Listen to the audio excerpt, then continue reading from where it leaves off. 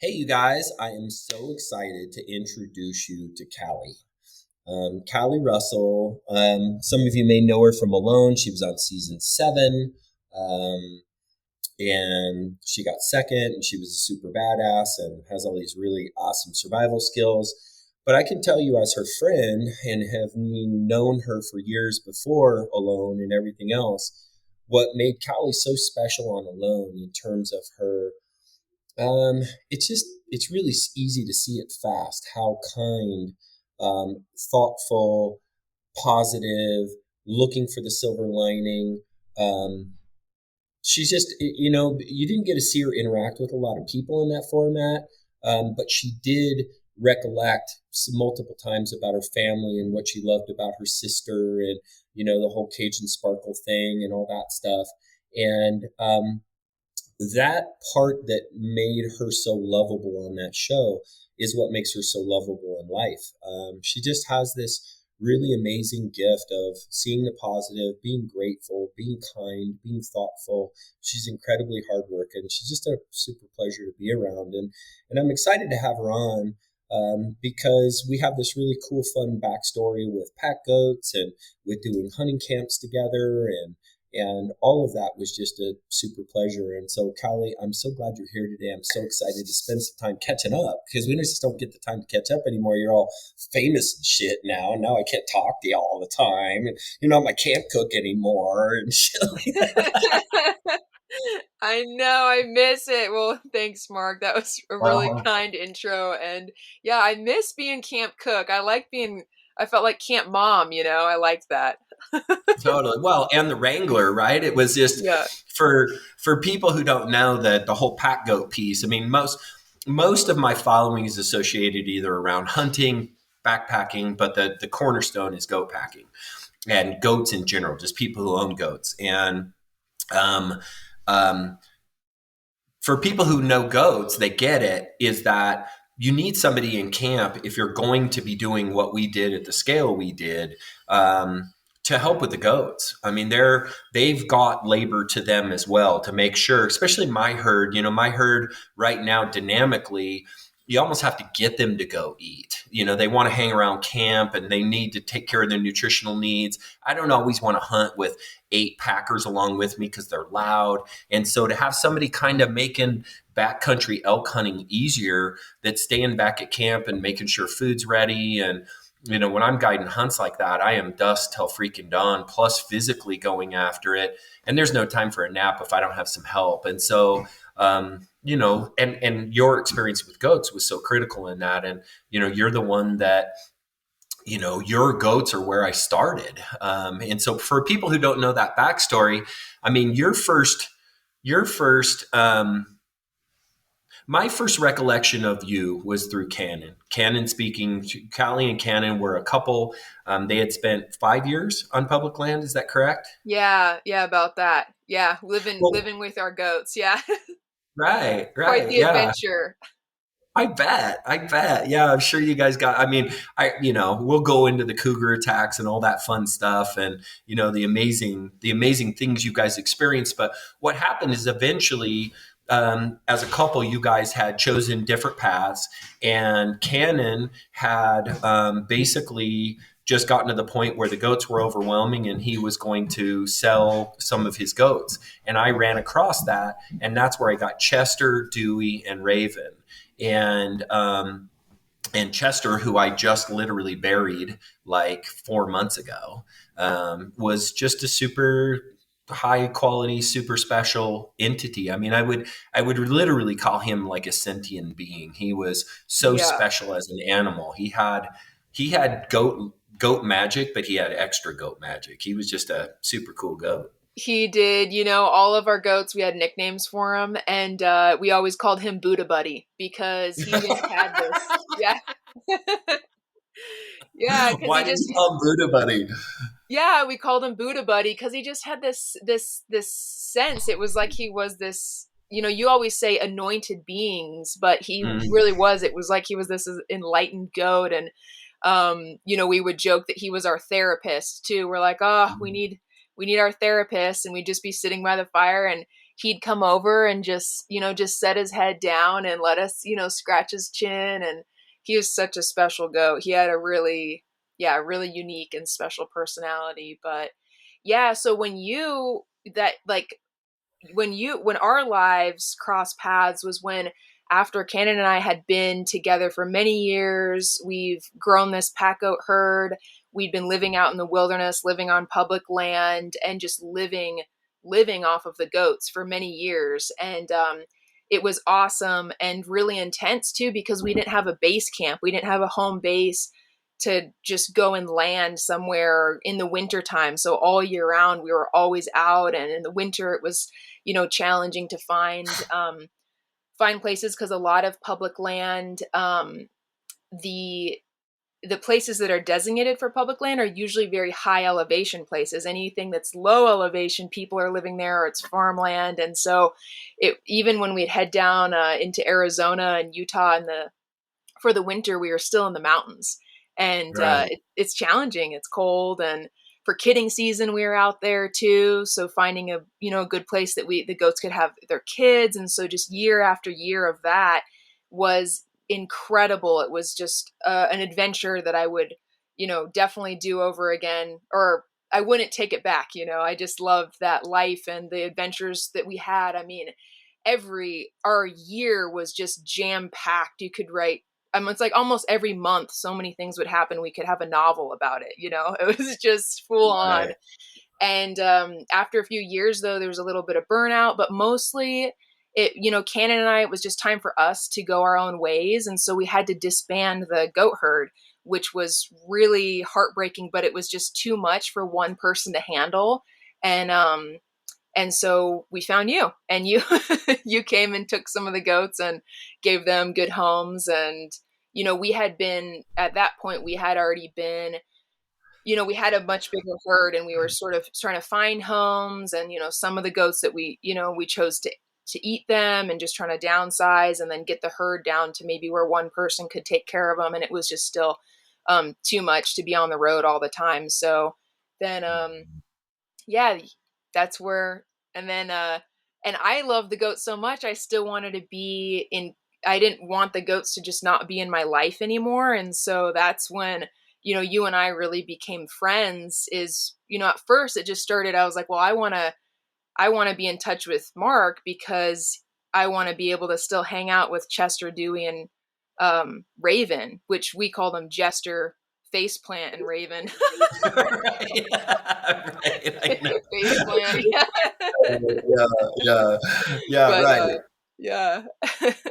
So yeah, I remember the first time I met you was at a burger joint in McCall, Idaho, Yeah. and I that's right, and I had invited you guys to come up and be in elk camp with me, my family, and I, and that was when we really got a chance to connect. And at that time, I was trying to figure out how to have some lifestyle and be a goat owner, right? Which is the challenge, right? If you have milkers and you have packers and you have a farm, that's like this big giant anchor that holds you to that property. Hmm. And you represented somebody that I trusted to know how to take care of goats that could hand milk a doe. I mean, as soon as you're running a hand milking operation, your ability to say, "Hey, will you come over and help me out for a couple of days?"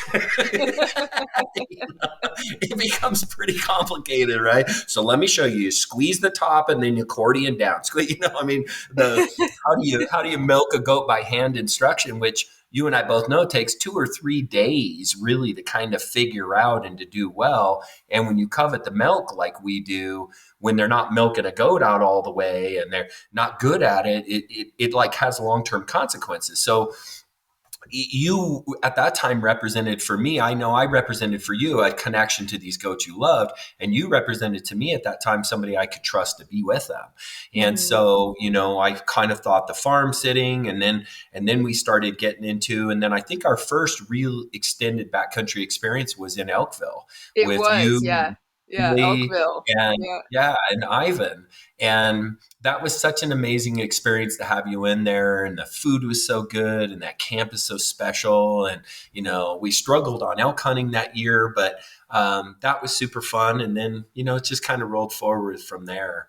Yeah. So, anyway, You that's kind remember of, go that ahead. time in Elkville though? I know that was a rough year for hunting, but that the elk that you dropped was nighttime and it was a full moon, and I remember you guys Mhm. walking me in camp to bring the goats, and so we were coming up to you guys where you had dropped that elk, and the we were in the dark, dark, dark, dark, and then popped up over the ridge, and there's the full moon was rising over. It was so that was a really beautiful night. I remember it very vividly.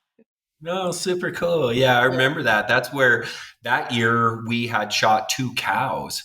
Mhm. And, traditionally we're quite successful in there. And that year we really struggled. So, Mhm. but anyway, yeah, that's cool. You remember that so well. I know that Ivan and Willie often ask about you and how you're doing. And Ivan, has been kind of sideline following, your shenanigans and what's happening with Callie and all that fun stuff. So, he's such a gem of a guy, just such a gem. But I so still need let's to let's make talk. them some elk hawk pouches. That's still That's right, huh? yeah. Yeah. That's right. Yeah. All right. Well, no, nobody will hassle you about that, but I'm sure they would love that. I forgot. Yeah.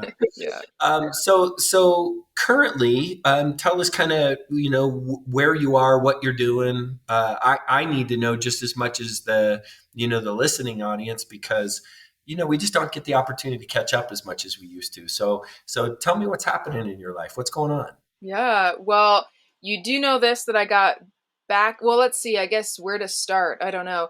Well, after Lone Season 7, I got back into goats, and you know that because you helped me, locate some of the choice, amazing goats out there. So I've been full back in it, and it's been quite a handful because I always said I would get back in. I wanted to get back into goats, but I was going to wait till I had a home base, so some land to base out of, and then a community, because I didn't want to do it alone because it's a lot of work alone, and it can be quite isolating too. Because like you say, everywhere you go, then you have a herd of goats that goes with you, or you have to try to figure out someone who can watch them, and that's pretty complicated. So I've gotten back into goats and it's been really fun, but I am doing it by myself.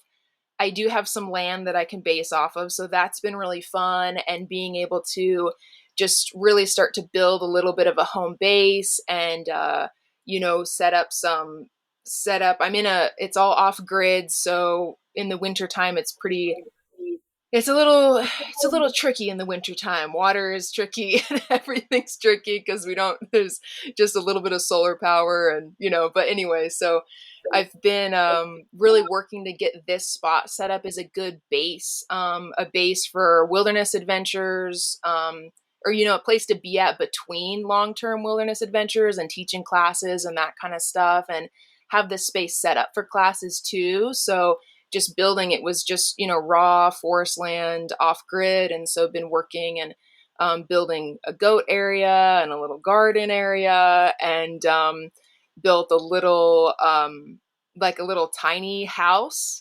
too. So because I've been, me, I've just been in canvas and my Right. tent for I guess a decade now. I've been living, just my home's been a tarp or a tent, a canvas tent with a wood stove, and so just kind of trying to put a little bit more infrastructure in here. It's still really basic, but yeah, and just taking care of the animals, raising the goats, getting them strong, and I take them out on walks every day, and so they can eat wild food, and going out on Are goat are you packing trips.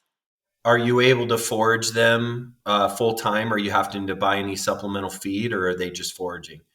Well, in the summertime, they're foraging full time. So they just Mhm. eat wild, 100% wild food in the summer and into the fall too. And then it depends where I'm at. So if I can get down to the southwest, then they can forage wild food down there in the wintertime. This winter, I chose to stay up. I'm in Montana right now, and I chose to stay up here. And so I still take them out on a walk every day, and they're wild foraging, but I'm supplementing with hay because really the only thing, I mean, we have a foot and a half of snow on the ground and it's 0 degrees out. And the only thing that they can really get at is the Doug fir needles, Doug fir. And then there's a few places under trees where there's some Oregon grape leaves, but it's pretty minimal. So I am feeding them hay, which before with the first herd, the winter moon herd, I call that herd, Cannon and I called that herd the winter moon herd. And then this is the Mm. Capricorn herd. But Oh, with the okay. winter moon herd, we never bought food for them. I mean, there was a few times where we were going to be driving through the desert and had a long haul through the desert and bought a bale of hay or something. But for the most part, I mean, 9% of the time they were eating wild food. So, because we could follow the seasons. And, Mhm. this year too, we'll see. I like doing that. I like following the seasons with the goats instead of buying hay. But this year it felt like the thing to do, stay here and feed them hay. But I think they'd like to go to the Southwest. Probably, yeah. I mean, that's my boys, yesterday I got them to follow me up the mountain and, do that skiing thing, and that was pretty fun. And since then we got another foot of snow. I mean, it's crazy outside. I'm going to need to think about shoveling some roofs that I would be concerned about carrying the snow load we have right now. We got over 2 feet outside, and for where I'm at, that's just a lot. It just is. That's Mm-hmm. not normal accumulation. At least I don't think so. This is my first year on this ranch, and so I'm just kind of getting. And as I scan, I'm literally looking outside, and it's just dumping and piling up around us. Um, and and it's one of the things that I want to talk to you about is that there's this devotion that you have to the way that you live, and that devotion to the modality and the way that you live and being self-sustaining and doing what you love and having goats and being rooted in nature and being a minimalist and all those different things, and those are all really beautiful, but they also come with this like carrying cost, an opportunity cost, mostly in the ability to have some form of just leisure. My right now that it's the same for me. I'm choosing to try to set up a 48 acre horse farm or horse property and turn it into a 5 to 7 pasture goat property that's Mm-hmm. going to be off grid and have fish ponds and the ability to house multiple people here on the location. And the reason I want to do that is because I want, my mom's getting older. I want to feel like I'm doing what it takes to take care of my elders. I mean, what a beautiful, it has been so beautiful to be able to be in service to my mother, and to say, what do you need from me today? And to see her dealing with her own fallibility now and recognizing the things that she can't do that she used to be able to do. I've probably witnessed my mom cry over the last 3 or 4 months more than I have in the entire relationship that I've had with her 50 years. And it's really because I'm like, I've created space and I'm present to her awareness that things are going the other direction now for her, and her ability to remember and physically do things, and seeing her mate decline and those sorts of things. And so it's been so beautiful to create that space for them. And then that's also another opportunity cost of sorts. Now, I feel so lucky to be present to that. And I also feel so lucky to have ground to set up where I can set up, basically a patch of dirt that can feed and protect me and the people I love for generations. I mean, what a gift that is. But at the same time, I still want to go bone fishing somewhere in the tropics right now too, right? I still like doing that stuff. And for you, the lifestyle you've chosen to be minimalist and to be, as you call yourself, are you still associating yourself, and you can answer this with it, but having a balance where relationships become possible and leisure learning and growing and those significant conversations that we have that are so juicy with the people that we love lots of times get pushed aside for just the amount of work it takes to do what we're doing. Now we're doing it differently, but I often tell people about you guys and the story of you guys living on public land. And sometimes that snap adjustment is, or judgment is, well, that's just somebody who doesn't want to work, right? And I'm Mm-hmm. like, fuck, that's the hardest job you ever did because the work never stops, right? Yeah, It's just exactly. you're Wait, constant. yeah. Yeah. Yeah, well, when you have animals, you never get a day off. And when you're living outdoors, it depends on the weather, but you don't get a day off from the weather either. You don't, every single day you need to go haul water. Every single day you need to gather firewood. Every single day things need to happen. And when storms roll in, you gotta get things going on. So it's a ton of work. And I mean, I've been doing this for a decade, over a decade now. I've lived either just, out in a tent somewhere. And just in this last year, I've been working on this tiny home to kind of have as a base. And mostly just because if I stay in a colder environment like Montana for the winter, I am going through a ridiculous amount of firewood. So just the tiny house basically to conserve firewood usage for when I'm, and then a base camp too. Then it's always here and it's not going to rot or mold if nobody's in it, while we're off on our wilderness adventures. But the point is, after 10 years of living, choosing to live off grid, you kind of get burnout. And sometimes I'm like, gosh, it would just be so easy to just get a job, whatever job, and go put in my 40 hours a week and that's it. Just Mhm, put in the 40 mhm. hours and then that's, if that's all you have to do to pay the bills and then call it good. But um, I know that that's not fulfilling for me because I have tried that life and I know that this is the life for me, but it's whether it's the animals and the weather you're always on. And then also, how I make a living, I do, I try to, part of my life goal is to reduce the amount of money that I need. And I choose to live a certain way. So I need less money and need to make less money, but I, still use money. And how I make money is I work for myself. So you don't get a day off when you do that either. If you just work for someone else, it's like you put in your time and then you have time on and time off. And when you work for yourself, you're kind of always on. You're always thinking of, you always have to be engage your creativity and your, your, just like creating new ideas and how you're going to make that next dollar and how you're going to get by for next year. So it's a little, it takes commitment and it takes work. It takes all those things. And um but yeah, people do judge. Especially on the public land thing, they're like, oh, you're just going to be lazy and live on public land and stuff. It's like, oh no, it's for my mental health. It's not because I'm lazy. It's a lot harder work, I think.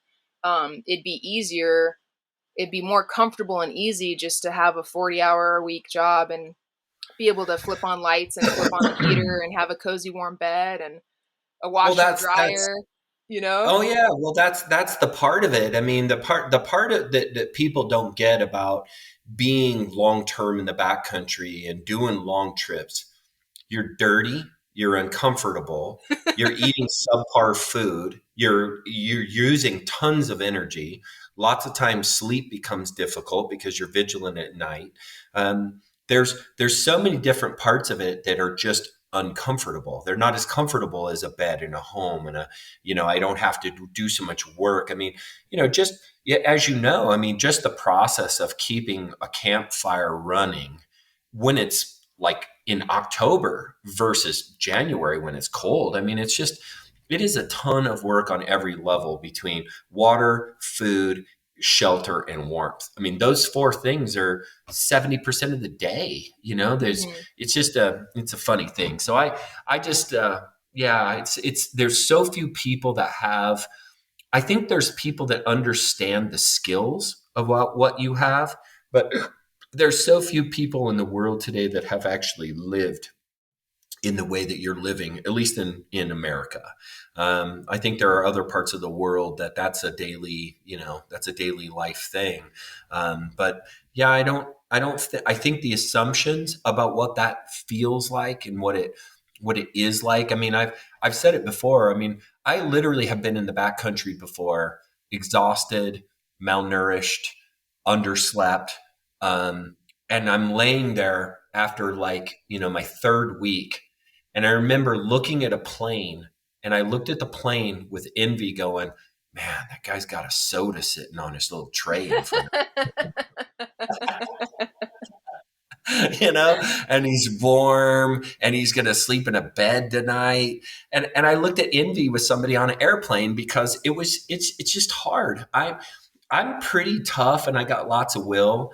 But yeah, you really, I mean, let me ask you about this, because this is something that just boggled me, and I'm so curious to know this about you. I've been watching Alone since its first season, and I've always been intrigued by with it because I feel like it's the most authentic, realistic look at the mental, which is the big part of it that the other ones miss, but the mental and the physical toll that happens with backcountry survival, especially when you're given the weather that you guys have to face and the lack of tools and prep that you have, right? You literally have to prepare everything. I've often said if the shit hit the fan and it was summertime, I would have a good chance to thrive in the backcountry. But if it was middle of the winter, I'm not sure, right? And the fact that you guys land in September and the shit starts hitting the fan by, mid October, it was already getting zeros and colder. I mean that's really uncomfortable. That's really hard. You're dealing with hunger. You're dealing with lack of connection. The mental component eliminates like 50% of the people right out of the gate. The mental need for human beings to have togetherness and to have association. And we are a herd animal, and we are meant to be with one another. And there's only certain personalities on that show that seem to, it's not that it doesn't bother them, they just deal with it better than other competitors. And I'm so curious to know how you thrived, because I mean, you were eating all those bunnies and stuff, but I mean, you were just wasting away because it was pure protein and you just weren't getting the carbs. So I mean, you were on the Atkins diet for, what did you make it, 87 days, right? 89, 89 so days. 3 months. Yeah, about Yeah, three so months out three there. 3 months. So I really am curious what you believe makes you super special or different to be able to be alone for 89 days. Now, I know that you saw camera crews when they check on you every now and then. I would be curious if that gave you relief, at least some sort of connection. What makes you special, do you think? What part of you makes you be able to deal with that better than other people? I mean, I'm curious what you think about that. Yeah, it's a good question. I think that that's definitely one of the things that people are sort of intrigued by when they see, um, see part of my story out there, because not only was I out there for 3 months alone, I stayed pretty joyous most of the time. Right. And I guess just to answer for about the camera crews did come out every the times. It was really weather dependent when they would come out, but it was roughly every 2 weeks or 10 days or something like that. I would have thought it And was but it more often. Thanks for answering that. Yeah, and it's funny because they really want, for the show, the most interesting part for people is the mental aspect, because that's what fascinates us really and makes the show really interesting. I think the mental aspect is really captivating, and so as the people, the producers, they want to make sure that gets on camera. So they want us to struggle in a way because it makes for better TV. And so when they come out to just weigh us and make sure we're not dying of an infection or whatever, and grab swap out batteries, they're told to not like to interact with us as little as possible. So they're kind of like not supposed to do small talk, you know, because we, you know, they come to see us to just grab batteries real quick, and we, you know, we want to be like, oh, you know, how are you? What's going on at base camp? Like, what's going on in the world? Like, you know, what'd you have for breakfast? And they're just like, no, You should have we seen this won't. shit. Yeah, they're just like, they like really try to not give us that sort of human contact. They want us to still Right. feel alone, and it's so funny. Um, anyway, so I just wanted to speak to that little bit of it, but Please, yeah. and it surprisingly that the med checks were really a really hard part of it, actually, because I would be, some people loved them when they'd come out because they're like, people, I get to see people, I'm so excited. And I would get so in my, I would get so in the zone. I was in the zone, Mark, and I was just tapped in this way that is really hard to get into in normal life, just so present. And then when they would come in, it was like this crazy flurry of energy and different people and different smells, because all your senses are on fire. You know, my sense of smell and everything is way more than normal. So I could smell every single person. I'm like, I smell 20 different smells on you, 15 different smells on you. I can smell your lotion, your shampoo, your deodorant, what you had for breakfast, like the what you just drank, like all these different smells on people that throw everything off, like stuff like that you wouldn't really think of. And Mm-hmm. so I really didn't like when they would come in, because it would take me a few days to get back to this place, this flow state that I would find myself in. Um, anyway, none of that's an answer to your question. Well, it but is of but sorts. I mean, you had this place, this recognized spot or platform that you would pull back into, that you would feel a loss of, right? And Mhm. in some ways I can relate to that, but here's how I can relate to it. I can relate to it's 7 days for me. When I'm in the wilderness for 7 days, cars become loud, voices become loud, bright lights become too bright, smells become obnoxious. That my sense, as you said, I mean, I'm really taken aback by things for a couple of days. Once I'm about 7 to 9 days in the backcountry, when I get out, just the drive out is always really arresting to me. The first city I come into and I got to get gas, and now I got to deal with a gas station attendant that I don't know, who's giving me the niceties and I'm giving them back and they don't really mean anything. All that stuff feels so foreign. And so you found this, and that's the only way I can really relate to it. I would have to say that I don't think that there has ever been a really, I'm sure there are some studies, but most of humanity does not know what you dealt with. They do not know genuinely what it is to be alone. I don't think that there are many people anywhere that don't interact with another human being for longer than 24 hours their whole life.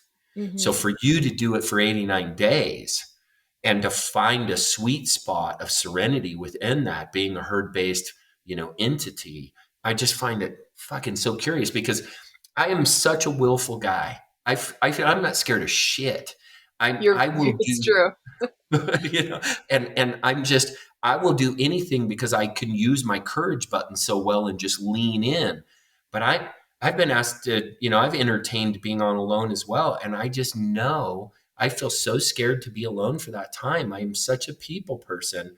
I just feel like I would flop. I think I'd be one of those people that would go out in the first week because I couldn't deal with the aloneness. So I find you so curious how you found serenity and peace and fulfillment and courage, and you just didn't get wore down to a bloody nub. I'm so baffled by it. I'm so awed by you. Well, thanks, Brooke. Yeah, I remember you were one of the people who told me to go on alone too, and you're like, you need to go on that show. You got to go on that show. And so you really encouraged me, because I was super shy. I didn't want to go. I was like, no, I don't want to go on the TV. But you helped encourage me, among some other people were some key players in pushing me to that place. But yeah, what was it for me? I think, well, I mean, some of it comes down to personality type, I think. And I am somebody who just really enjoys alone time. I love people. I really, really love people and love spending time with others. But I also really like my alone time. And I think, part of it, Mark, well, this is just one aspect. Oh, that's kind of a rabbit hole, but It's okay. I Wrap it away if you think it's relevant. yeah, well, one yeah, I guess for me, I really knew that I appreciate alone time, and when you're alone, all these things come up. A lot of stuff comes up for people. And if you've never really been alone before, then you deal with all of that on the show. And I think a lot of people experience that. It's really hard.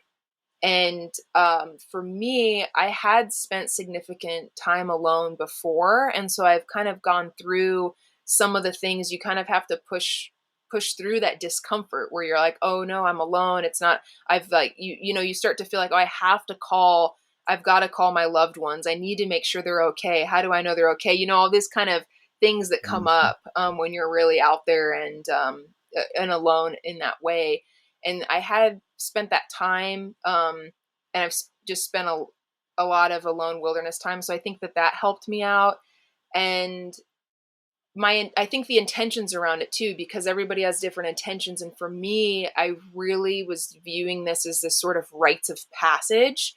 And, traditionally in cultures all over the world, people went on a vision quest or had this sort of rites of passage journey. And a lot of them had some aspect of being alone in the wilderness and going on this journey that's hard and challenging, and then being able to come back to your community a better person and bring back these lessons that you received during that time. And so I guess I knew that that's what it was about for me. I embraced it. I guess I just embraced the aspect of being alone and knew that it wouldn't be forever. And I guess too, Mark, like in a lot of ways, I didn't really feel that alone. I literally was alone. There was no other people out there, and I couldn't even text somebody or anything. There was no communication with family, and when they would come out to do med checks, they wouldn't be like, "Oh yeah, your boyfriend's okay, or your mom's doing good, or your mom says hi." Nothing. Like, so you don't know what's going on at home at all.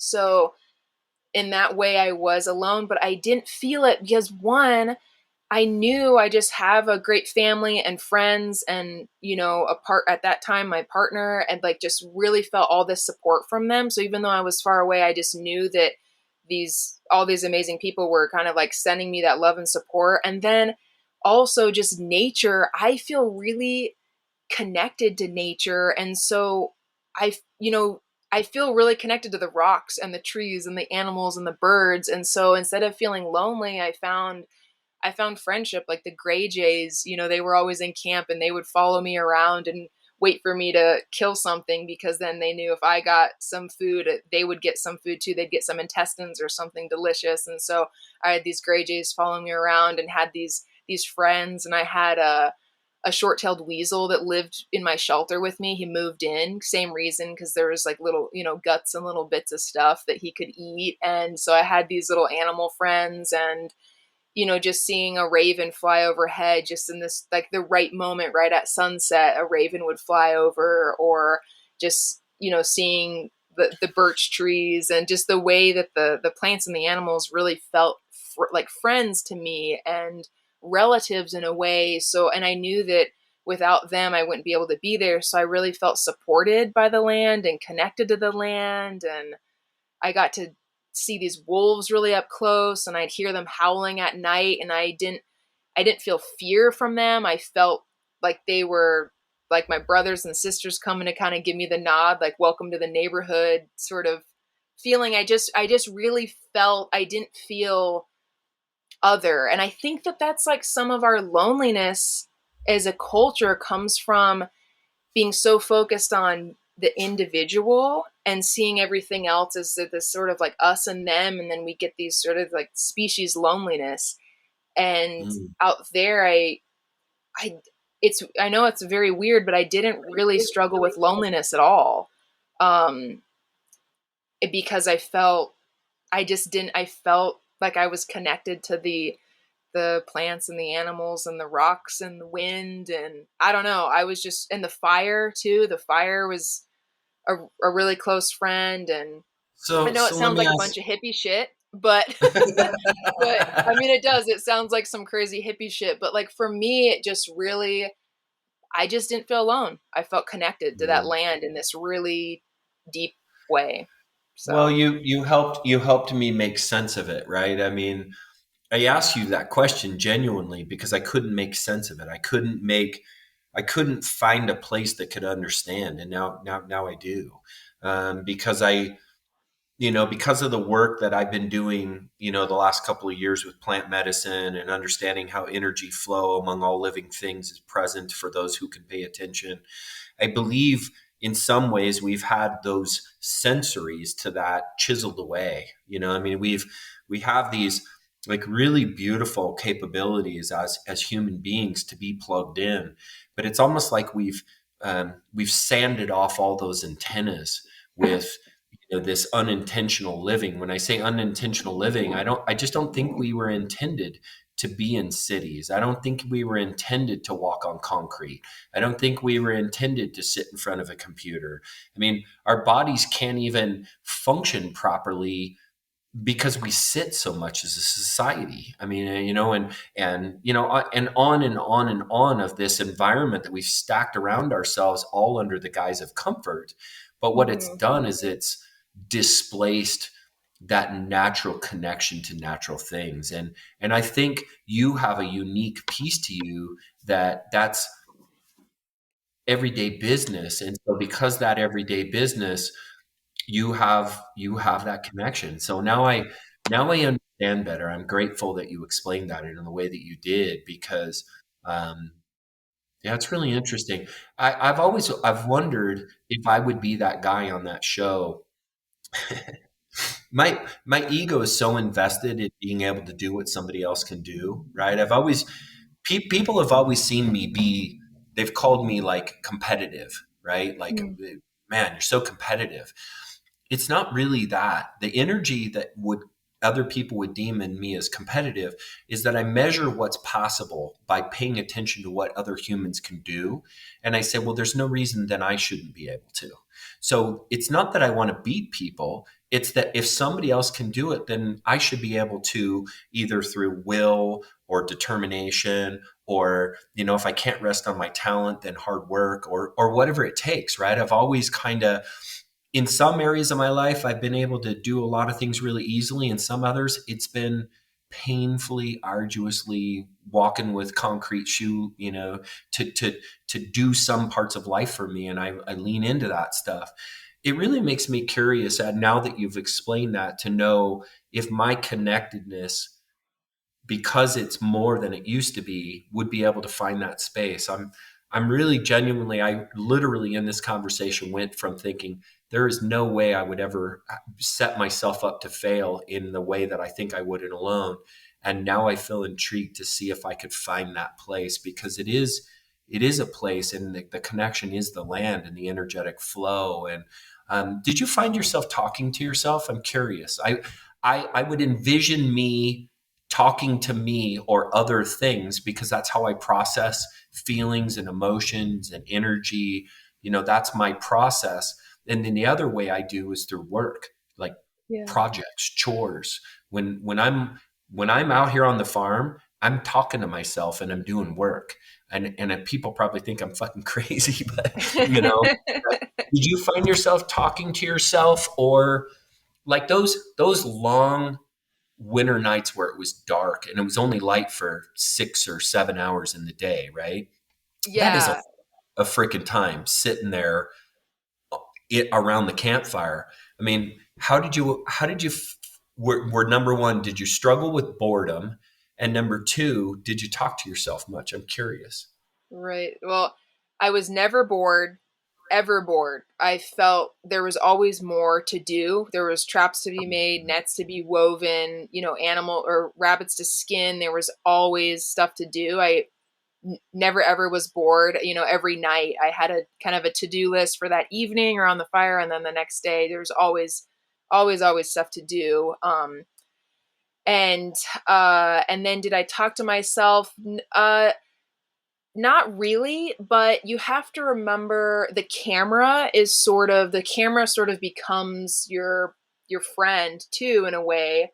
And you love and hate the camera, I'll have to say, because it's like this annoying baby you have to carry around, and you can't, every time you're ready to do something, oh, you got to get the camera and the diaper bag, you got to get the batteries and the memory cards and the tripod and all the stuff.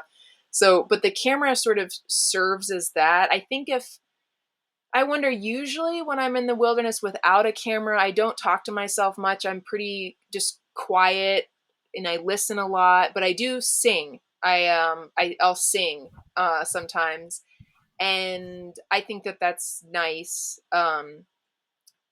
But yeah, on Alone, it's like after they want you to do all this stuff, it's not like, oh, just film whenever you want. They're like, film all the time. And you have to do a morning journal and an evening journal where you say everything you're planning to do that day. And then everything at the end of the day, say what you did do and what you didn't do and how you feel about it. And, they want you talking to the camera all the time. So basically, after fulfilling the obligations to the camera, I didn't feel like talking anymore. I bet. So, Yeah. Well, I yeah. certainly understand that because I've spent most of my adult life, in front of a camera and filming and either teaching or in the hunting industry. And, for me to be able to just walk around in the woods with no camera following me is a luxury. Be I really nice, huh? I just enjoy connecting in a deep way. And, and also too, I feel at this point in some ways, that it's an obligation that I have to be, sharing this 30 years of what I've been doing, into these systems of raising goats and running pack goats and hunting and whatever. I mean, it's financially giving to me, but it's also obligatory to pass along that knowledge. I believe we have an obligation to not have our story end and not have all this accumulated wisdom um, not be put out there for somebody. I mean, this is kind of what this podcast is about. I don't really have any plan for this, and if it never generated a single dollar, it would not. It's not my goal. My goal of this podcast is to positively influence as many people as I can while I walk this planet. And not in a way where I think I am some enlightened human, just in who I am and what I have and the stories that I know. And in that human experience and my willingness to be honest with my frailty and the things that I'm scared of and the things that I suck at. If I feel like I'm an example, it's that I'm transparent. But do I have it all figured out? I don't. You and I got a chance to be on a documentary that's in the editing process right now, that 3-year project. And I mean, it's basically this deep dive into the subject of death. And I don't think it was any mistake. I mean, the fact that we were on there together and how that all came about, and the beautiful wisdom you had to lend that way. And I've never talked about one subject for 21 days around a campfire, right? And that's what we did, right? And speaking about that subject of death and all its nuances around it. And then Barlow and his brilliance, and Barlow's the director. For those of you wondering who Barlow is, I mean, he was a beautiful man. The cameramen were beautiful men. The sound guy was a beautiful man. You had such beauty in your story. Our other talent guy had such a unique backstory and such interesting reference that he came from. And, it was just, by the way, too, I have to tell you that I got a chance to interact with Mansell quite a bit down here. It has been so beautiful to see his evolution. He is really, it was like, it's like he's pressed fast forward on growing up. It was really beautiful to see his difference in just, I think, 3 years now that I've known him. And so anyway, I'm not quite sure where that was going. Let's adjunct to that. Yeah.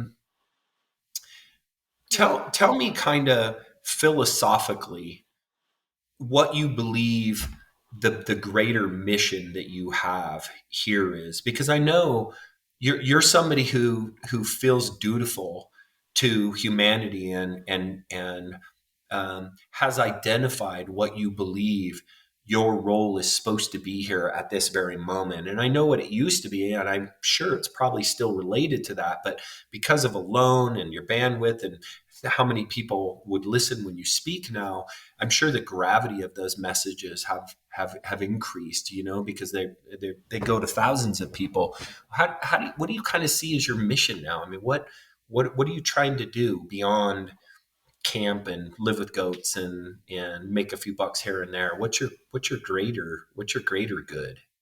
Yeah, that's an awesome question, but I want to jump into it, but I just want to speak to what you were talking about, how you were talking about your vulnerability, and I just want to say, Mark, that I mean, you know this, but one of the things I love about you is your vulnerability, because you're just like this. And I always tell people, I was like, Mark is so awesome because he's like this super strong, like macho hunter guy. He's like this incredible hunter, and he's a credible, like, sort of like creator and businessman, and you just like make things happen, and you're like there for your family, and you're like this like a really good man.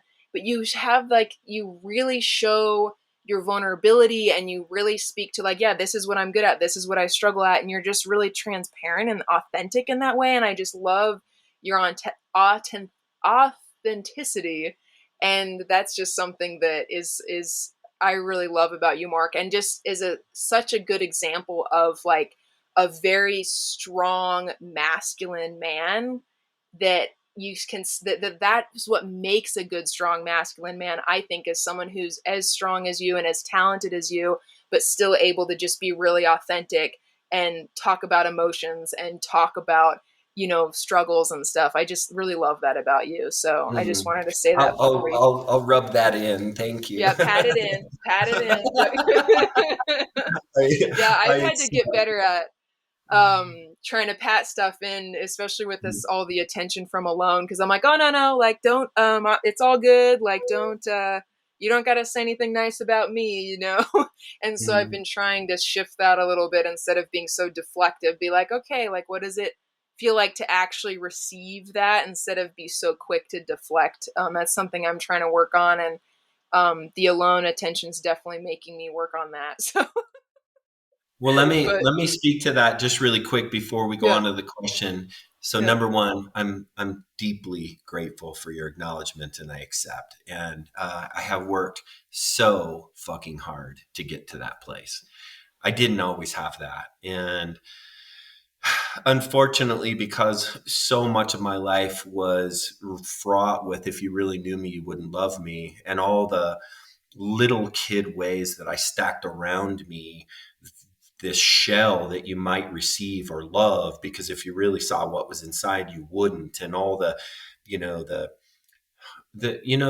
crazy part about being somebody who creates a false self is that how it's perceived by people who see it is disingenuous, selfish, um, dishonest, and they're right, but the root of where it comes from is just a brokenness, an opinion of self that's low enough to where it's a hungry to be accepted and loved, and how I am is so unacceptable that I have to create this false persona around me. And so for me, when I run into me 20 years ago, and how much of my young life that was just a core of who I was, like cat on the screen saying, please just don't discover who I really am or you will reject me. And then all the fucked up ways I tried to convince you that I was something that I wasn't. And I pushed you away in the process, and the heartbreak of that, and the all the different things that, it's people like me that with the struggles that I had are some of the most fervent love seekers and the most exceptional love destroyers. right? Yeah, true, true. So I really soak that up, and I know that there's this little part in me that still believes that maybe somehow I'm this imposter, and at the same time hearing it from somebody that I hold as dear as I do you, for me, I'm on the edge of tears talking about it, because it just means that I've worked my ass off to find a soft space for that, and I feel really grateful that I've been able to find that. So, hey, on that moment, hey, Tucker, Storm's out. Will you put him back in and discover how he got out? Sorry, my livestock guardian dog, Storm, I just saw him poke his head out. He's pretty good at getting out. Uh-huh, yeah, So, they're hard to, uh, they have a minds of their own, those all dogs. right. Yeah. So, I wanted to say, what was the question I asked you now? Just like my bigger life philosophy and goal and purpose kind of thing.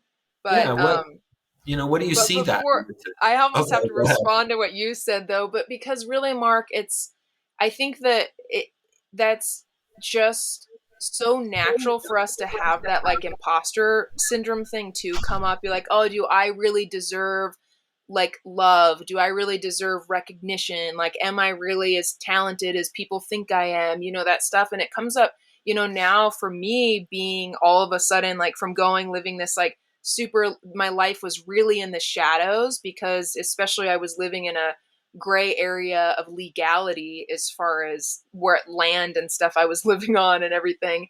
And then, so it was really like, kind of a secretive shadow life. And then to just boom, be put out into center stage like that. I mean, those kinds of things come up for me like, wow, do I really deserve this sort of recognition? Am I as like awesome as people think I am and all that stuff? And so I just think, having these conversations where we can really just be authentic and share that stuff is so healing for us and for everybody listening. And I just, yeah, really thanks for receiving the acknowledgement, Mark, because men, all this talk, I think there's a lot of people that are struggling to find like healthy masculinity and true masculinity. And I think that you're just a really exceptional example of it. And and that's because you can be this very strong, talented man that's also really authentic. And I love it. So thanks for receiving that. And Mm. um, Yeah, thanks for saying so. And yeah. Callie, that's what I want this to be about. Mhm.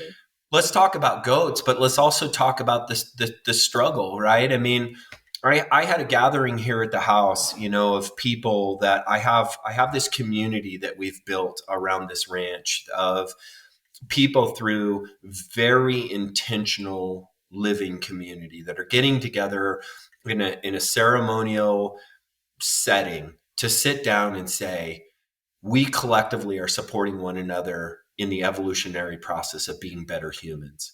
And in that, we get to voice the struggle, and we also get to voice the victory. And the whole room has the ears for it. And that, I call it a conscious contact, right? We have lost in some ways our intimate conscious contact with our community. And I think it happens in some churches in smaller settings. I think it happens in some occupations, and I think it happens in some families. But I believe truly, deeply intimate conversations where we can talk openly about the things that we are scared of, that we feel we're horrible at, that we're trying to work on. It is such a society geared now about everything's all good. My relationships are all good. I'm a good parent. I'm a good worker. I'm a good earner. I have a balanced lifestyle. I can't be a grumpy shit ever. I don't have that thing in me. That seems to be the norm now. And because of that, we have like this really false opinion about what normal is, because what normal is assumed, like for example, when I got a divorce, it was one of the most difficult situations I've ever dealt with in my life, because I believed I could will myself into long-term marriage. I believed I just had the grit to do it, and my kids deserved my grit, right? They didn't sign up to be in a divorced family. They signed up to have a mom and a dad in the same house. And so I hung on to a challenging marriage for a long time. And I figured it was my role to pay the price. I had to be tough enough to pay the price of a challenging marriage long term, because I didn't want them to pay the price. And what I would say that I learned from that is that my ability be to feel shame and to feel all those different things like I had failed. Luckily, I had a community around me and some really good books. And a book was really helpful to me. It was called Conscious Uncoupling. And every book it seems I read has one super gem that just smashes me right in the nose. And that book did. And what it talked about was that if you think about your intimate relationships throughout your life, you really only have long term, long standing, genuinely intimate relationships with about 5 to 7 people. And almost all of those throughout your life will end, and not because of death. Either it's separation, discontentedness, letting a relationship go, whatever it is. But marriage and like best friendship and deeply intimate relationships, when those separate, our belief structure tells us that something went wrong. There's something wrong with this equation, that happened. And what that book acknowledged was that if all or the majority of, like 98% of the relationships we build in our human existence are going to end, then why the fuck are we calling something wrong with that? That's just the process, right? It's exceptional when it's long term and it's through family or commitment or whatever. That really special, super lifelong relationship is exceptional, but it's certainly not the norm.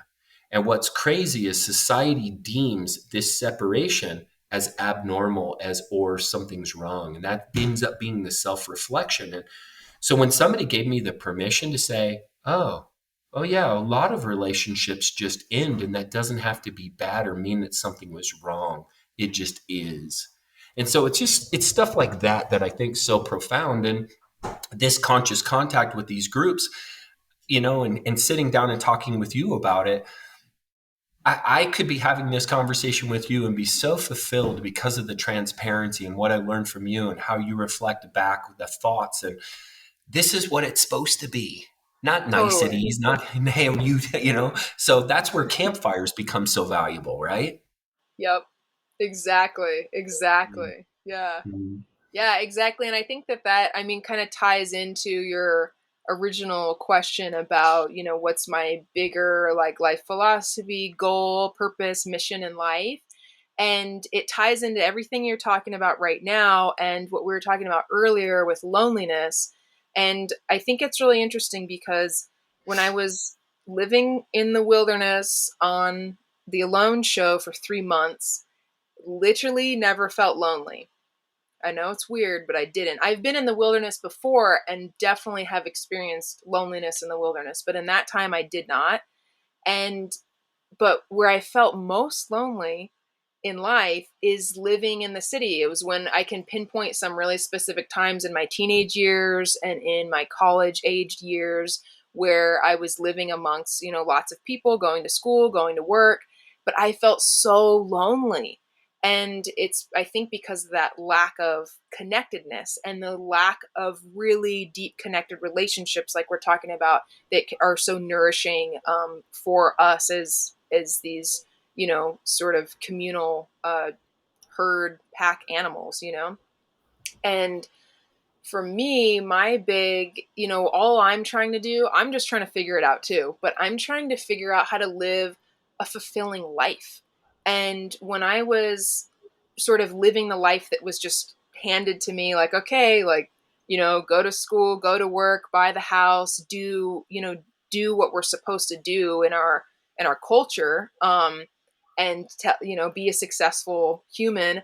I felt so depressed and so lonely, and it took me a long time to really pull myself out of that. And I received so much healing from the wilderness, healing and clarity and lessons, and really got in touch with my authentic self from spending time in the wilderness, that for me right now, I really want to share with other people. And so I'm just sort of exploring what it means to have a fulfilling lifestyle, a fulfilling and healthy lifestyle, and know that for me personally, spending time in the wilderness is where I feel most joyful, most peaceful, most connected, and really wanting to hold space for other people to find that connection and that joy, and that healing, really. And so that's, I guess I was trying to say it in a concise way, but that ends up being a little bit more long-winded than I was going Mm-mm. for.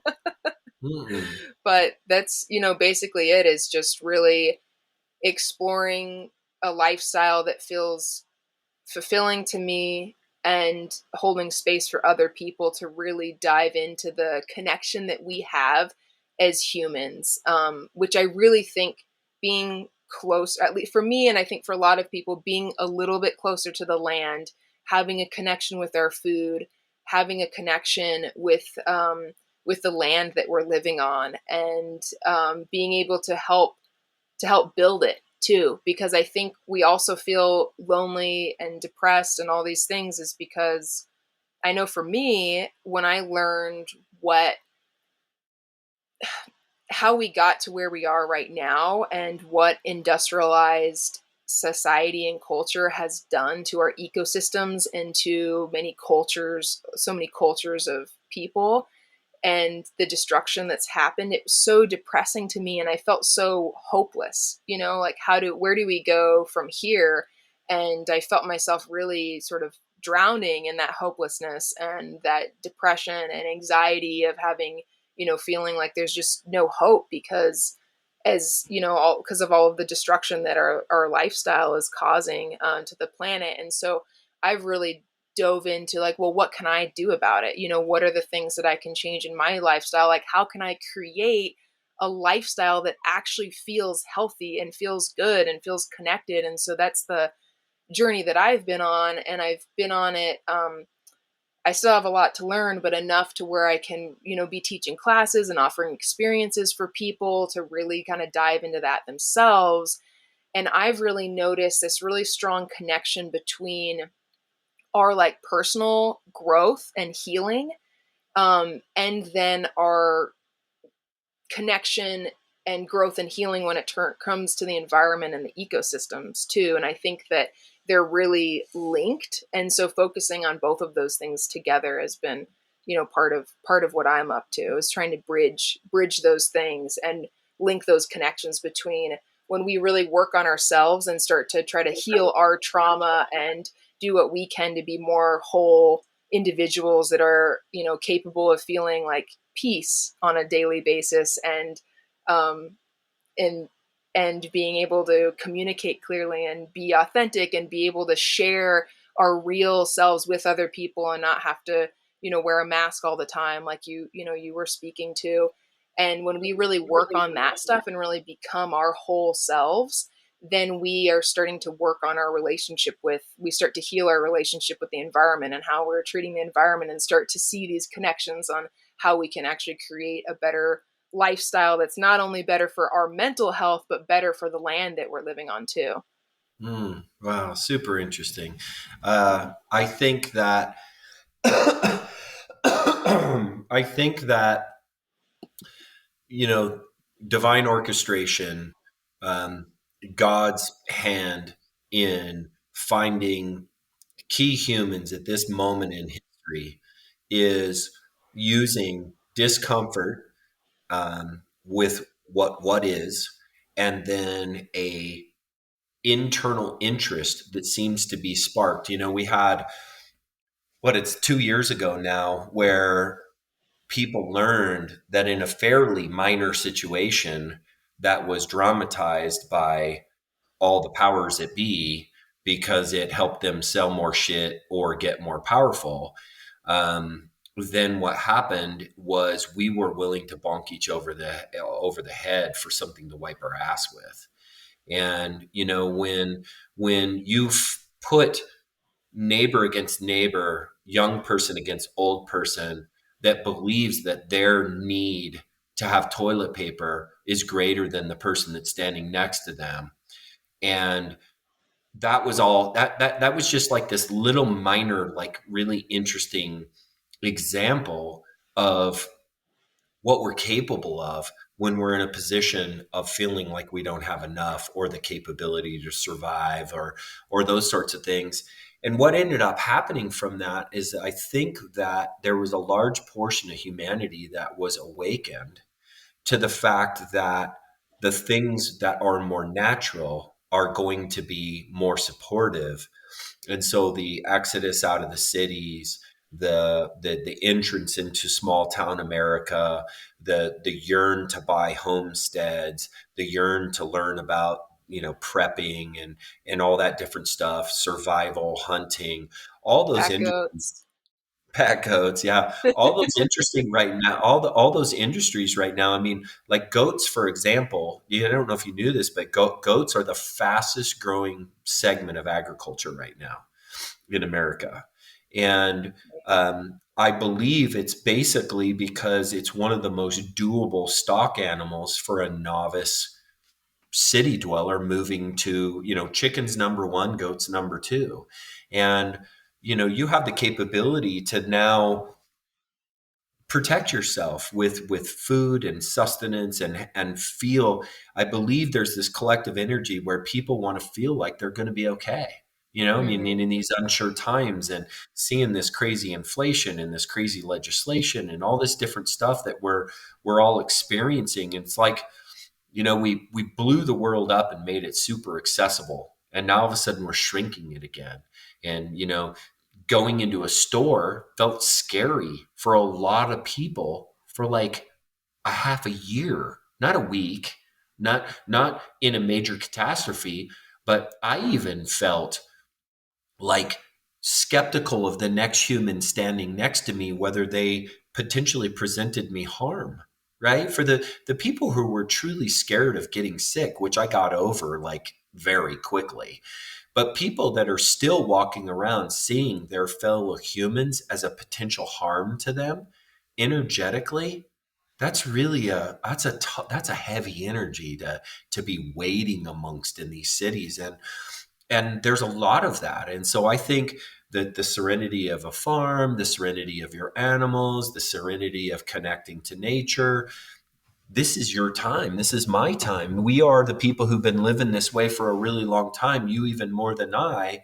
The way we're living looks different, but I believe people are hungry for what we know, and they're hungry for what you feel. They're hungry to know how it feels.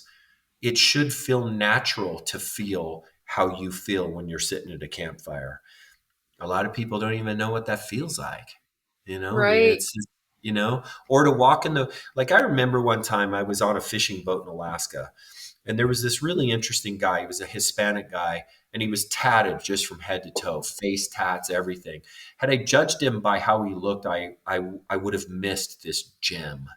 And he had this thing that he was really well spoken and highly brilliant. And we would talk on the boat in Alaska, and the boat in Alaska was miserable. I mean, it's one of the hardest things I've ever done in my life. It was so hard. 6 weeks of hell. And we would talk. And one of the things that he said, he goes, man, how do you walk in the woods in the dark? How do you do that? How are you not terrified? And I'm like, I would be terrified to walk in downtown LA. How do you do that? Because that's where he was from.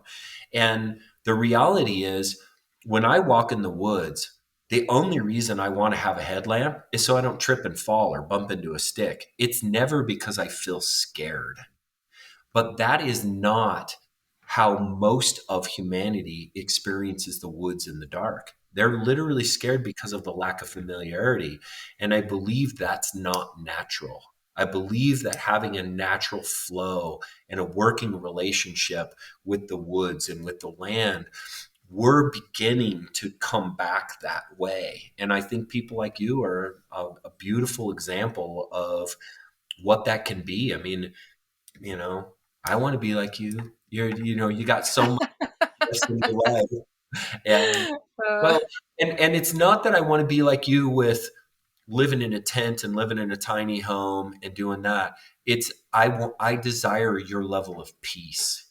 I desire your ability to find the soft spot of I'm okay so consistently and so easily, because from that place you have this like big ability to give out from that. It's the people who don't have enough of themselves that can't offer love and kindness and gratitude because they're always trying to fill themselves because they don't have enough. And you're so full, your cup spills over to say, and you have extra to give. And I think people want that. I think there's a lot of empty cups. I think urban yeah. dwelling empties people's cups. It doesn't fill it. Yeah. Yeah, I really think that we're on our way back, Mark, as a culture, as a society.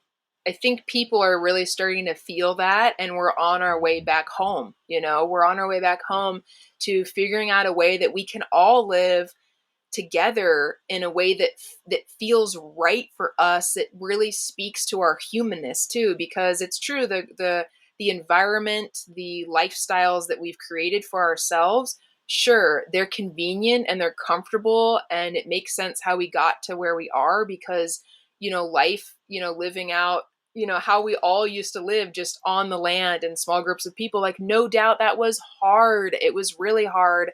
And so whatever, life moves on towards this convenience and this comfort, but we've given up too much. I feel like we've given up everything for convenience and comfort, and it's not worth it. And I know for me, how I felt, when I was living in a urban environment and working my job and paying my rent and doing that, I felt very unfulfilled. I felt yeah, my cup was empty. I felt lost, confused, sad, depressed, angry, wanting to make myself feel better with, unhealthy activities, and just trying to, um, wanting to find that place of just peace, and not have to be in so much mental agony all the time. And I know I felt that, and have,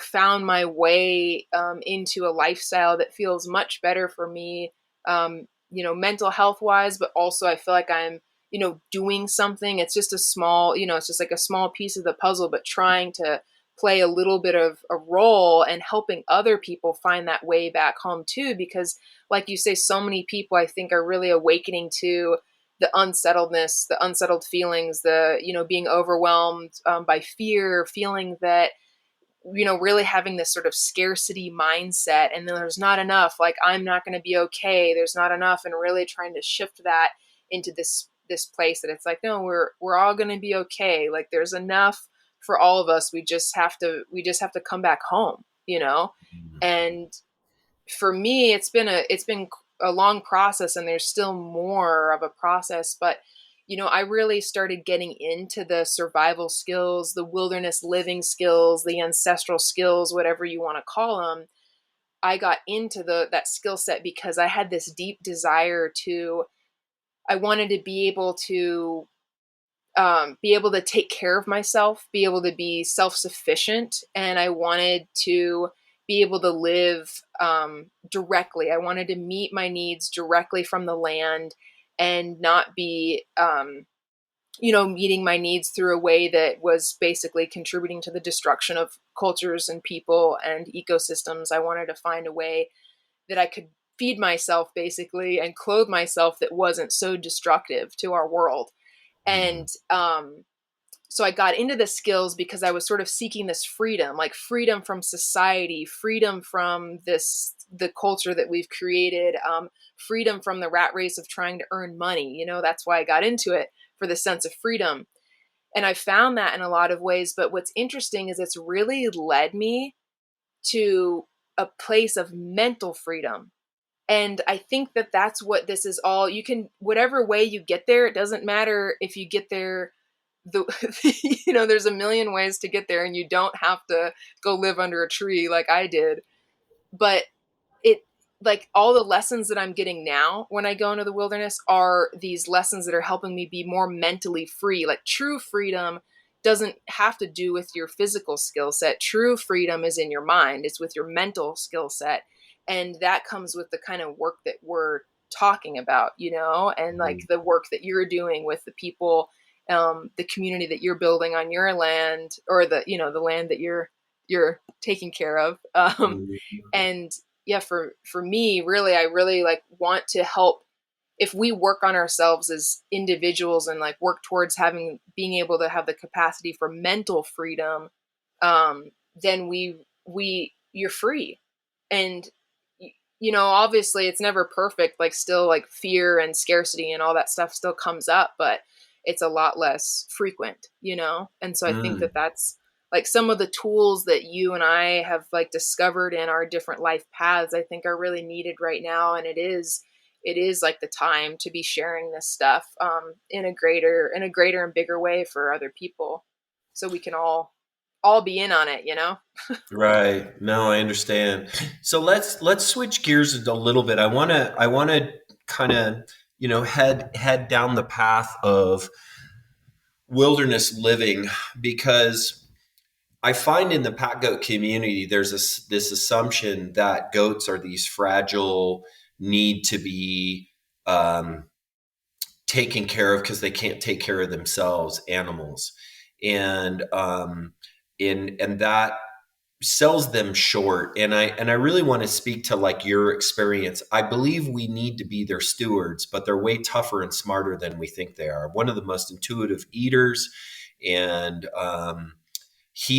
their healing capabilities are amazing. And you guys, because you were out there with goats, you faced things that I haven't.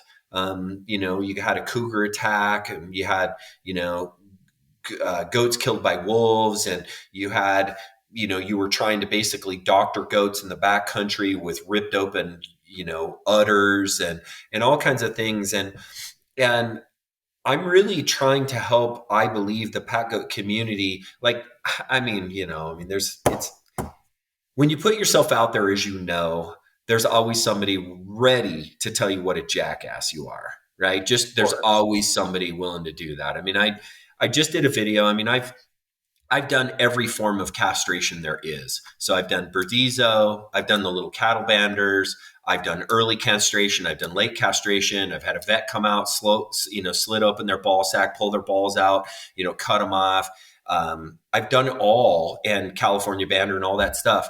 When I look at the whole picture and the effect on the goat, I've just made the decision that, in my opinion, and it's not by a huge way, but it's probably a pretty big way, that I think the California bander is the most successful, most humane, and my choice. And literally the first two people on there told me what a, rat bastard I was for, torturing my animals and doing that stuff. And it's just not accurate information. And so when I speak to the toughness of goats and giving them the credit they deserve, that things like using goat coats only in certain situations, and allowing them to forage in the way that they can be, and trusting them, and how I set camps for predators. You guys have experience with, both healing and camping and different situations because of your guys', amount of time, that I think is really valid to speak to, because a lot of my community is running either goats or pack goats in the backcountry. So first off, will you tell us the story of you and Cannon and the cougar attack and kind of the setting of it? Now, I want to mention this, and one of the things that I found really interesting is that I believe, and you guys believe, I think, that a cougar and a wolf is a very calculated predator. A bear is almost like a bumbler who is not dumb, but he's unafraid. So a bear will bumble into camp. A cougar and a wolf will lay back and really consider their choice, and they'll think about it, because they're injured. They don't want to be injured by their prey, right? And I believe for the majority of time, you have a healthy wariness in cougars and wolves that doesn't show up so much in bears. That said, I've only had a bear in camp once. They chased my goats off. I had to go find them. He didn't catch any of them, and everything was good. But you guys have had literally animals killed, and I want to hear the story because it's interesting as well how you guys handled and what set up the cougar attack. Yeah. Yeah, I mean, to what you're saying, goats are super resilient and amazing animals, and I think that's why they're such a top choice for a lifestyle animal as a survival choice, basically, to live with them in the wilderness because they're so hardy and so tough. And I mean, they're in most environments, if you just let them go, they'll become feral. I mean, weathers it'll probably is a little bit different for weathers, but I mean does and billies, if you just send them out, I mean, of all the places in the world, there's feral goat populations all over the place because they just do Yeah, so well um, right. on their own without us. But yeah, and predators are that being said, predators are an issue. And the one yeah one of those stories is we were in Arizona, in a wilderness area down there, wintering, and we had wintered down there, and then our goats had just given birth, and we had brand new little baby goat kids in camp. It was this really special time. Winter was just starting to release her grip down there in the mountains, and spring was coming on, and the goat kids were 2 days old. Well, they were different, but the one was just born, and then the next. So some kids were 1 day old, and another batch was 2 days old, right there. And then we were all just sleeping. We were sleeping in this sort of like teepee tent thing, and the goats were sleeping right outside of it. And a mountain lion had come into camp. We had been there for a while, and like you said, I do think that the mountain lions they're more calculated, and they're going to kind of scope out an area before they make a move. And we had been there long enough for her to scope us out. And then the goats had just given birth too, so there's a lot of smells in camp, like the birthing smells and stuff like that. And this in the middle of the night, probably 3 a.m., a mountain lion came in and grabbed one of our mamas. Lily Rose was her name, by the neck right here, and was dragging her out of camp. And I ran out because I heard it, and it was, I mean, and it was, I feel like I need more. This story is such a powerful story in so many ways, but the energy off that cat was so strong. It was like you could feel it in the air. She was just like, this goat is mine. Like, I'm going to feed my baby. Like, I'm a mama and I need to feed my babies. Like, this goat's mine. And I was like, no, that goat's mine. I'm a mama and these are my babies, and you're not going to have her, So I felt like this super strong energy, and I was like, there's no way, I will fight for this goat. And so we're like following it, and then Cannon he comes out of bed because I yell to him. I'm like, a mountain lion's got Lily Rose, but she's still alive. Like, so he comes out, and the mountain lion's dragging her down our little footpath.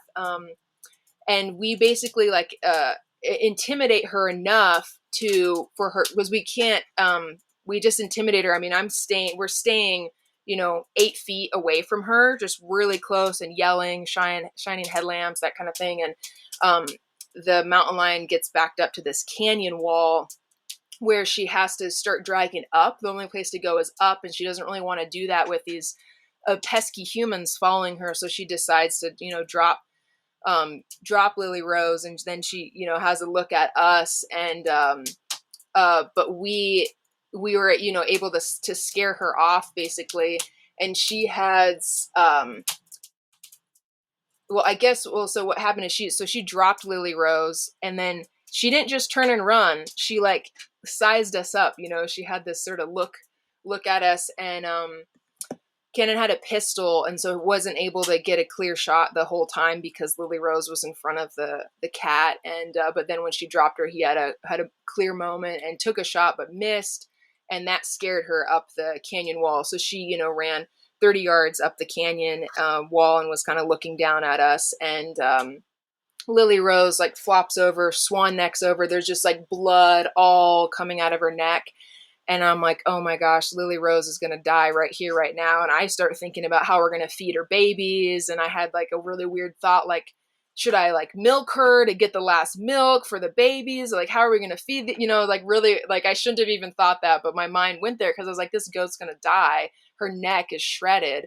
But then she pops up. She just out of like what looks like she's just going to die. She jumps up and starts yelling and looking for her babies. And so she runs back to camp, calling for her babies, but it's this her neck's all shredded. So it's like, a horrible noise that she's making. We're like, oh my gosh, find her babies. So she stops making that horrible noise.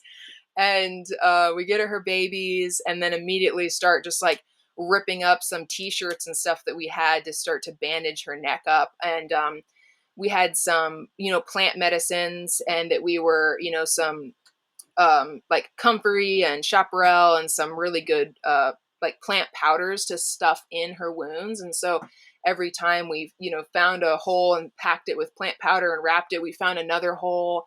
And I mean, she just had a couple really good holes in her neck, and her esophagus and her trachea were punctured. And we didn't know that right in that moment because it was just these puncture wounds, that we were just trying to bandage up because this is, it's 3 a.m. and we're just doing the best bandage job we can. But in the morning when it was daylight, we saw that her trachea and esophagus were punctured. And so when she would eat cud, it would come out of her chin. That was the situation that we were in. Yeah, it was not good. But she lived, miraculously she lived, and all with plant medicine. So we just doctored her up the best we could. And it took, a month of us changing her bandages twice a day, and really being on it and making sure that her puncture wounds healed from the inside out, so they could drain and everything. And it was just a whole long kind of gross process, but amazing that she healed and didn't get infected too. We were able to keep everything clean and keep her from getting infected, because cat bites are notoriously dirty bites that usually get infected. If the animal doesn't die from the wounds, they usually die from infection. But we knew that, so we just did our best to keep it clean. And she went on to live many more productive years and raise more kids and hike in the mountains and be a fearless little goat. But yeah, one of the things we would do is we were feeding her raw garlic too, to help keep everything clean. And that one of the cool things about goats is not only can you put plant medicines on them topically, you can feed them the plant medicine so they can eat more garlic than we can kind of stomach. And also we were feeding her chaparral and some other like antimicrobial, like really strong plants that maybe they helped, maybe they didn't, I don't know. But she lived super tough. All the goat injuries that I've dealt with in the backcountry have been really, I've been amazed at how good the goats are at healing. Super cool. Yeah, because you've had torn open udders. You guys, I mean, Chester, you guys, I mean, he fell off that cliff and peeled one of his, hoof broke, right? And then he walked his with the toe splint. broke, yeah. Yeah, and he walked with the splint for a while, and he never suffered implications from that, by the way. He never had a place where I was like, yeah, that hoof's bothering him. He never had an issue with it again. So however he healed, it didn't show up as he got older or later in life. He actually, go ahead. Oh, I was just going to say, which is amazing, because when that happened and we were in the healing process of taking care of him and stuff, we thought, well, he's probably just going to be a sweater goat, as far as he's never going to carry a real load, but just carry some sweaters, carry light loads. But he ended up, healing so well that he carried full loads and was just, an exceptional packer for many, many more years after that. Yeah, for me too. I mean, he was one of my go-tos that I could throw a lot of weight on, and he handled it better than anybody else and still maintained his agility. I mean, I have that one video where he comes up to this log and just goes bleep, bleep, like that. And then my whole other string comes up and goes, and it goes over here. And then the next one, and it goes over there, and in that short film of mine, it really talks about Chester and how not only was he special, he was special on the trail too. And one of the super cute things, I have to tell you this because he was close to you and in his death process was really interesting. He, so he was probably like you if he was me. I've probably heard him bleat, make a noise about 12 or 15 times in his whole life. And it's always been when he's been separate from me and he's come to me or I've gone to him or he's in some sort of angst or distress. And his bleat is the deepest I've ever heard of any goat. He's like, right? He had this super, super deep bleat. And he talks to me so infrequently that what was really interesting was that he called to me in the pasture one time when I was walking past the fence, and I was like, I wonder he did that. And I watched him step over towards me, and he kind of missed a step, like he was off balance. And I was like, wow, okay, something's going on. Now I think he was 12 when he passed away, and the average goat life, really is kind of 12 to 14. It's usually their teeth that kill them. I float their teeth, and I'm learning about all that stuff. We actually invented a tool now, the only first ever goat float tool, so you can float their teeth, and they do unbelievably better. You can turn a goat around so fast. That goat that is in that 6, 7, 8-year-old year, and you're just like, man, what's wrong? Just something's wrong. They're not as strong as they used to be. They're starting to kind of slow down. If you literally just ground off the high points on their teeth, like within 4 days, they are like night and day difference because they just can't chew their food as well. They're not grinding their food as well. I mean, every other form of ungulate that humans raise, you float horses' teeth all the time. And, we just have never given goats the respect they deserve to take care of their teeth. But if you just file down those little high points in their teeth, which I can teach people to do, man, I mean, you can extend their life and the quality of their life in a huge way. But what ended up getting Chester is that he ended up starting to have kind of like a balance issue. And I believe what it was that he started to suffer from the stress of his age. I believe he had something kind of extra going on. And not unlike a lot of goats, when they're under duress, they deplete their brains of thiamine. So one of the ways you can really turn them around is by giving them a vitamin B injection or thiamine. But at that point, Chester went downhill so fast, and it takes a couple of days of therapy to do it, that by the third day, he was struggling to get up. And that's not uncommon with that thiamine, depletion in their brains. And so we were on the new ranch and there was a lot of things going on. I thought about it and I was like, Chester's 12 and I could probably potentially move mountains, but what's going to happen is he's going to end up not being able to get up. And I just don't want to have to kill him when he can't get up. Right. And so for me, I wanted him to die with his boots on. I wanted him to still be able to walk to where I was going to put him down. And it was so sweet because I just was able to gently walk him out to a really beautiful place on our land. And he's the first goat I've ever buried. And it was just really special. I'm sorry. But no, don't be. We cry over goats. That's who we're, goat people. That's Yeah. what we do. So it was just really special. And I never had shared that story with you, but it was really cool.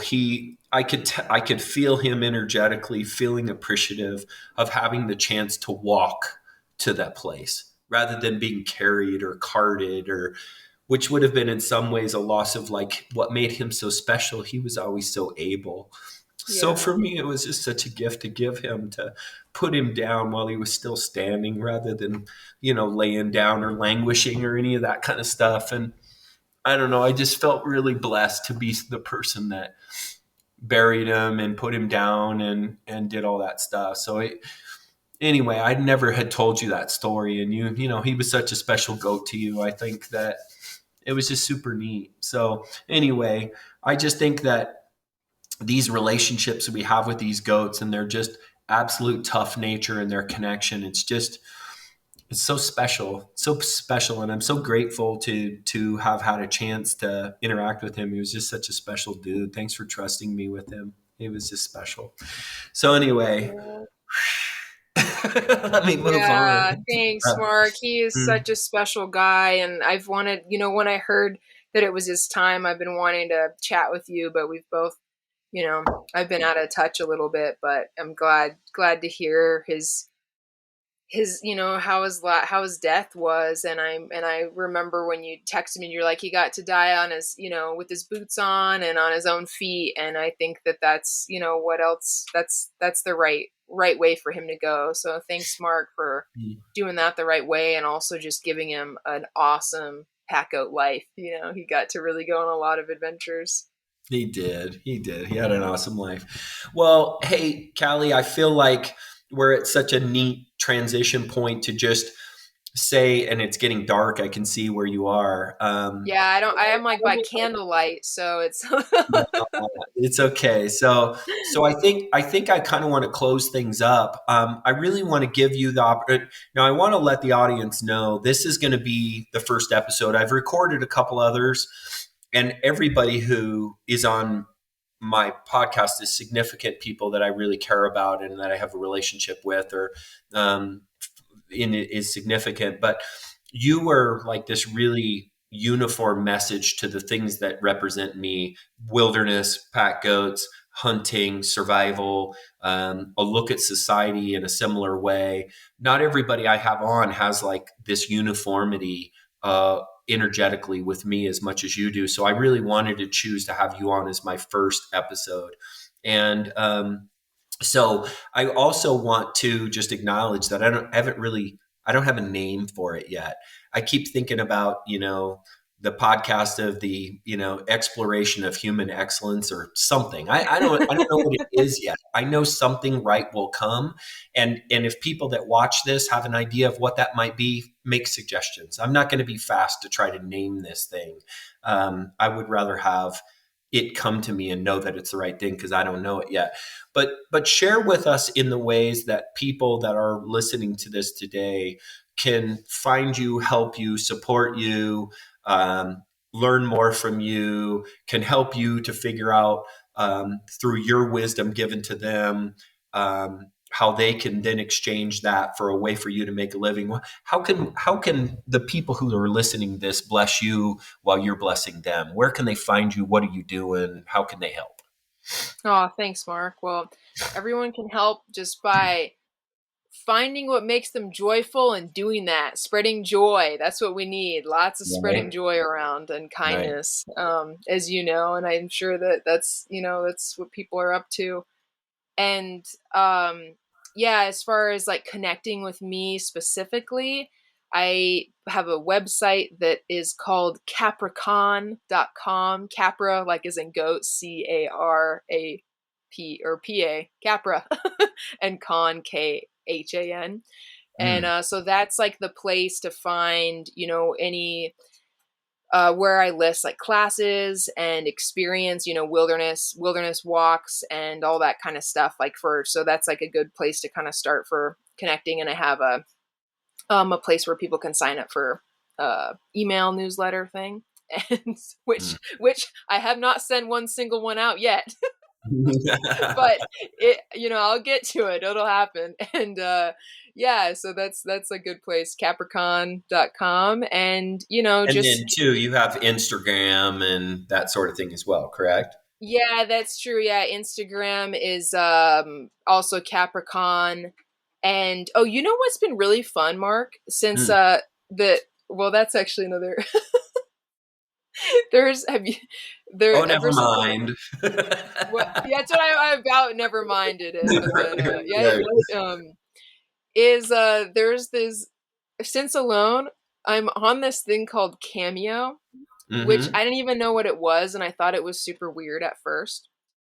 But it's actually really fun because all it is making inspirational, supportive, fun videos for people, and it's just helping people have a happier day, you know. And so it's really fun, and I've been able to do that for people. And so if people want to get a personalized video of the goats and something, I've been answering like questions for people and stuff through there is on Cameo. But yeah, And that's they a can fun just one. find you on Cameo by searching your name, or how do they I don't know about Cameo. Oh, I'll have to tell you about it. Yeah, it's just can't it's like cameo.com/Callie Russell or whatever, but Okay. there's other alone folks on there and stuff too. Well, But um I make sure I get all your places, and for those of you guys watching, it'll be in the description, all the links to Callie's stuff. So we'll make sure we have all that in there as well. So we'll put that in there. yeah, but I think yeah, so anyway, that's the way to connect with me. And if there's, you want to have a go out on a pack trip with the goats or have a sort of deep connected wilderness experience, I'm going to be putting some stuff up. Stuff for 2022 isn't up yet, but I'm going to be kind of putting together some cool experiences that I'm excited about, so that'll be on there. And I haven't started this yet, Mark, but I'm thinking of starting a YouTube too. Mm, So we'll see. good. We'll see if there's a YouTube in the future. But yeah, so anyway, that's the way to connect with me. But really, I just hope people get out there and do what they love and spend a little more time outside and, um, you know, just just really take the time to kind of connect with who we are as people and find someone to go sit around a campfire with, because that's just Hmm. what's the best. Like find a friend, make a little campfire, cook some food around it. That's where it's at. So that's what people can do for me. Cool. Well, good. I like that. So, you guys, I really appreciate listening in. I hope you found this insightful and enjoyable, and maybe got some gems from Callie because she's just an amazing human. In this podcast, I won't have my plan is not to have a lineage of guests. It's to have the same 5 to 10 guests kind of over and over, and we'll dive deeper into different subjects. There's so much more complexity about Callie and our shared experiences and the things that I think you'll find interesting, and we'll be diving in deeper in future episodes as long as Callie will be willing to entertain me and crack open her 12-year-old laptop and hook up to batteries that are about ready to fail in low light. So I really appreciate your willingness with that. As far as I go, if you're listening to this podcast, you don't already know where you can find me. PackGoats.com, topendadventures.com, and then a new company we're just launching called Hunting University that is geared towards teaching adults the hunting arts. That's kind of how we're choosing to call it, because it truly is an interconnected thing when done. What I would say is, when done responsibly and for the right reasons, it is a God given art form, that's a skill that can be developed and everything else. And so we have a curriculum. We have 3-day courses where people can come and learn about hunting, and we'll have an online course here eventually. And so that's kind of the newest venture. Top End Adventures is a hunt consulting firm. If you want to go on an elk hunt in Colorado, I'm the guy to help put that together, or literally any hunt in the world. I arrange those hunts, and the PackGoats.com is pretty obvious. If you want to learn more about goats in general, just goat care, lots of courses in the Goat Club membership and all kinds of fun stuff. And I just appreciate you, Callie. I appreciate the people who spend the time to listen in, and so cool. I miss you. Can't wait to see you again super soon. We need to make sure we have a chance maybe to do a goat trip this summer sometime.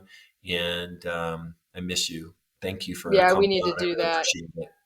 See, Mark, I need to be more of a professional like you. You're like, these are the things I'm doing. These are the websites. This is how you can have some amazing experiences. I'm just like, oh, I don't know. Maybe there will be a YouTube someday. Maybe I'll send out an email from the website someday. Uh, you're so you're. That's another thing I admire about you is how good you are at staying just together in your professional life too. It's awesome. I'm definitely I gotta up my game in that department. Well, if you ever, we're getting decent at it. So I would always be glad to help. So nice part is my employees are who make me look so good, and they do a tremendous job. And I've really found some super special people that work for me that are way better at this than I am. So yeah, so can't get there. I'm just kind of the mission minded guy that everybody like wishes would figure out what his calendar is for the next day, because I have to be reminded of everything. I just don't have the brain. So You're doing anyway, great, Mark. But uh, in that calendar, we should try to schedule a goat pack trip this summer because it's been too long. It 2 year has it been 2 years or what? I think About so. It was the or a last year and a half or production. something. Well, it was the when we were on the documentary right before you went on alone. I believe is the Oh last yeah, I one. remember I was stressed out because I was like, I'm gonna lose weight on this trip. I can't lose weight. Yeah, that's right. Yeah, And I was like eating peanut butter, honey tortillas. Remember right. those That's tortillas? right. Just like Yeah, like putting all this butter on them and trying to get yeah, fat. yeah. You and Carson like drained us of everything, right? So We did. all right. Well, hey, I got to go out and do chores. It's snowing to beat all band. I got to push some snow. It was great having you, Callie. I miss you a lot. We will sign off. Let me go ahead and hit stop. And thank you guys all so much for listening in, and we'll talk soon.